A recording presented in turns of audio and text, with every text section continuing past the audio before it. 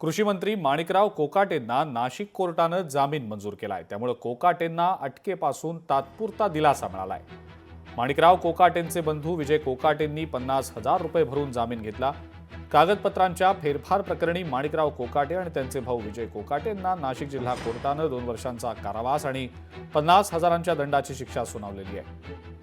1995 मध्ये कागदपत्रांच्या फेरफार आणि फसवणूक केल्याचा आरोप माणिकराव कोकाटेंवर आहे। 95 ते 97 दरम्यान माणिकराव कोकाटे आणि त्यांचे बंधू विजय कोकाटेंनी सरकारच्या 10% कोट्यातनं कमी उत्पन्न दाखवत घर घेतल्याचा आरोप आहे।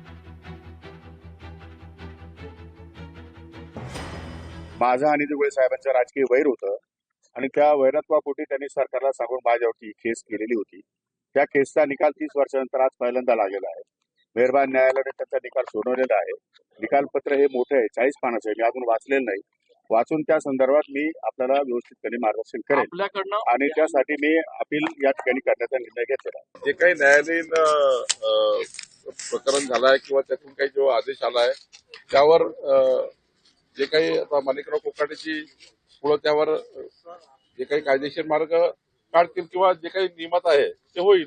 नियम सर्वांना सारखा आहे, त्यामुळे नियमात जे जे काही बाबी असतील त्या होतील। लवकरात लवकर माणिकराव कोकाटेंना राजीनामा द्यायला लावा आणि माणिकराव कोकाटेंमध्ये तरी कुठंतरी नैतिकता असेल, कुठंतरी त्यांना कायद्याची ज्या शपथेची जर आठवण असेल तर तुम्हाला एका फसवणुकीच्या प्रकरणामध्ये तुम्हाला दोषी ठरवलंय। कलम 420 अंतर्गत तुम्ही दोषी ठरवलाय। सगळ्यात महत्त्वाचं कागदपत्रामध्ये फेरफार, त्याला फोर्जरी म्हणतात, त्याच्यामध्ये तुम्ही दोषी ठरलाय।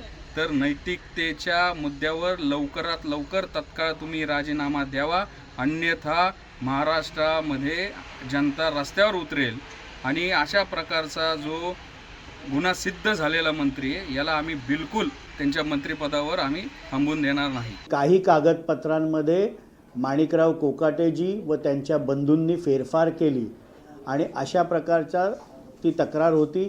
30 वर्षानंतर आज तो अनपेक्षित निकाल येत असताना 2 वर्षाची शिक्षा आणि 50,000 दंड अशा प्रकारची खालच्या कोर्टाने नाशिक इथे शिक्षा दिलेली आहे। आम्हाला न्यायपालिकेवर पूर्ण विश्वास आहे आणि कृषी मंत्री माणिकराव कोकाटे साहेब आजच मुंबई उच्च न्यायालयामध्ये या निर्णयाच्या विरुद्ध अपील दाखल करणार आहे।